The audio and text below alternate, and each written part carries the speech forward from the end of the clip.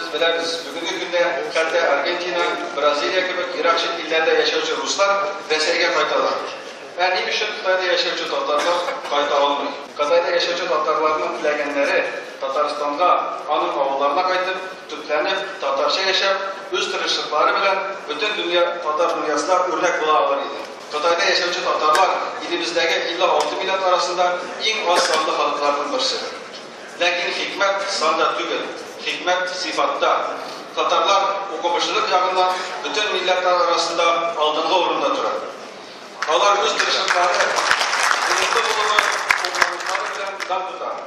Xitayda yaşap ömür etken Tatar galime, genetik, merhum Hamid Hakimov sözlerinden etsek, Xitay'daki Tatarlar sanı az olsa da, lakin aşka salgan tuz şekilde her vakit öz temin çıkarıp durar.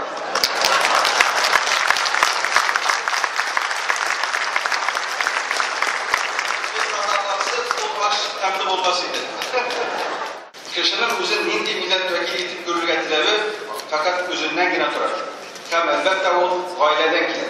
Eğer Tatar bilen ailede saklap kalı mümkün iseler, Xitay Tatarları belki örnek bula alırlar desen hiç de arttırı olmaz.